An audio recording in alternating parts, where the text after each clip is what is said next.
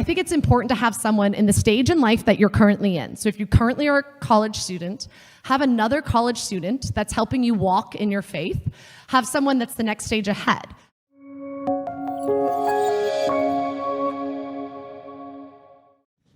My name's Olivia, and kind of a follow-up question. I'm curious about what's been the role of older women and mentors in your life, and how do you seek out those kind of mentors in your life even now? Yeah, that is a great question. Thank you. So as I said, I was blessed with doing that. But even before that, I think the Lord is very good in providing beautiful women that have gone there before me. So I don't know. I'll pick Kate. I'll just pick a random one. I have so many amazing, beautiful women. But this one woman, I had a women's session in Houston. And I think there were 6 or 8 of us, and we basically just got together, shared our hearts. Some were married, some were not. I was single, so my friend Kate Lisnesky I met before I ever met Matt. And I'm picking her because she lives in Steubenville, and so she's like in my life again now, which is fun. But a while ago, she was in my life. She just had little kids. I wasn't married. But I had these women where we got together and we shared our hearts. But she was sharing about motherhood and how hard it was. And I had few other women that were in that spot, and marriage and like the difficulties of it. And I was like, wait, what? I thought you got married and lived happily ever after. Like you found your vocation, you're good. What do you mean it gets harder? I don't understand.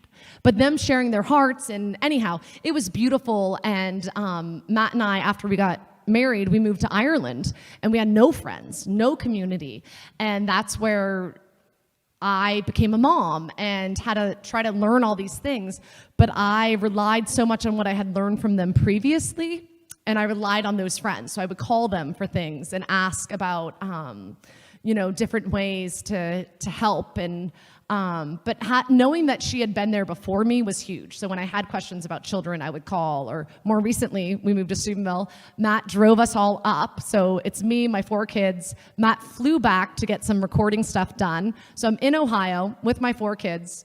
Things are a little stressful. We're staying in someone else's house. They're stressful. My kids are wild and crazy, and they have a lot of energy. And my back went out on me.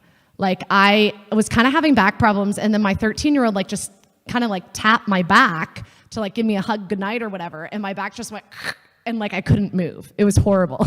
So I basically was laying on the floor, and I called up my friend Kate, and I was like, "Hey Kate, what's going on?"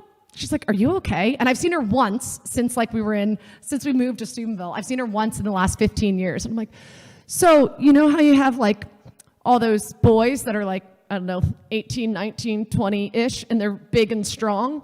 And she's like, yeah, why? And I was like, "So do you and them want to come pick me up off the floor because I can't move?"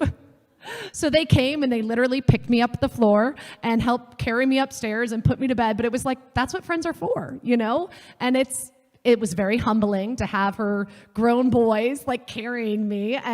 But it's that's community. That's what you do, right? But Kate's kind of been there. I think it's important to have someone in the stage in life that you're currently in. So if you currently are a college student, have another college student that's helping you walk in your faith.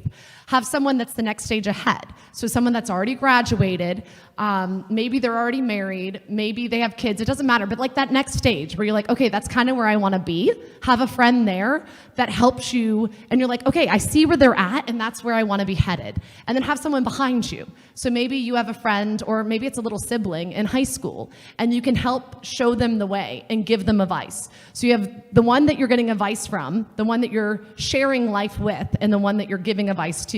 I think it's very important to have each stages. And the person that you pick ahead of you, not just vocationally ahead of you, but prayer-wise, someone that actually takes their faith to the next level. And you're okay, I would love to be where you are in another 5 years, right? So I think that's really important. But that's a great question. Thank you.